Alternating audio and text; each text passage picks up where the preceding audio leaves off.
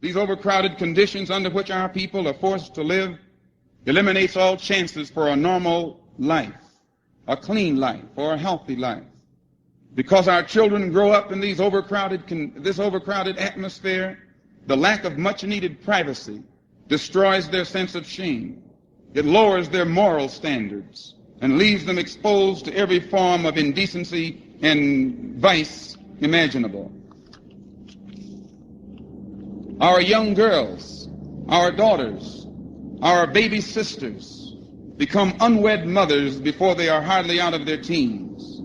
Our community has thousands of unmarried mothers, mothers who have no hope of ever getting a husband. And our community has tens of thousands of little babies who have no father to act as their provider or protector.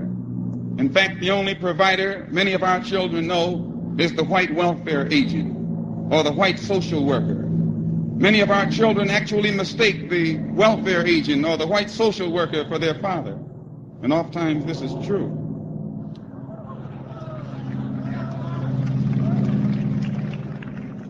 The overcrowded homes of our community force us to live under some of the worst sanitary conditions imaginable. It becomes almost impossible to practice the rules of good hygiene. And therefore, tuberculosis, syphilis, gonorrhea, and other destructive social diseases are on the rampage throughout our community. Our people in the Negro community are trapped in a vicious cycle of ignorance, poverty, disease, sickness, and death. There seems to be no way out, no way of escape. The wealthy, educated black bourgeoisie, those uppity Negroes who do escape, never reach back and pull the rest of our people out with them. The black masses remain trapped in the slums. And because there seems to be no hope or no other escape, we turn to wine, we turn to whiskey, and we turn to reefers, marijuana, and even to the dreadful needle, heroin, morphine, cocaine, opium, seeking an escape.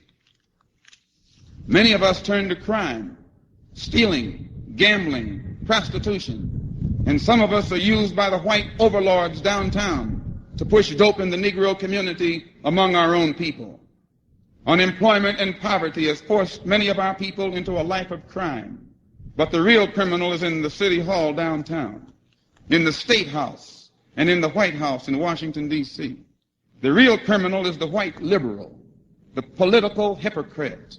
And it is these legal crooks who pose as our friends, force us into a life of crime, and then use us to spread the white man's evil vices in our community among our own people.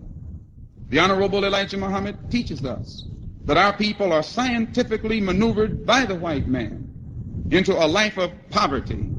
Because we are forced to live in the poorest sections of the city, we attend inferior schools, we have inferior teachers, and we get an inferior education.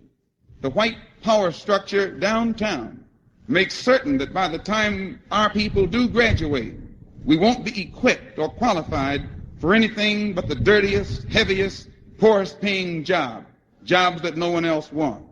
We are trapped in a vicious cycle of economic, intellectual, social, and political death. Inferior jobs, inferior housing, inferior education, which in turn again leads to inferior jobs. We spend a lifetime in this vicious circle, or in this vicious cycle going in circles, giving birth to children who see no hope or future but to follow in our miserable footsteps.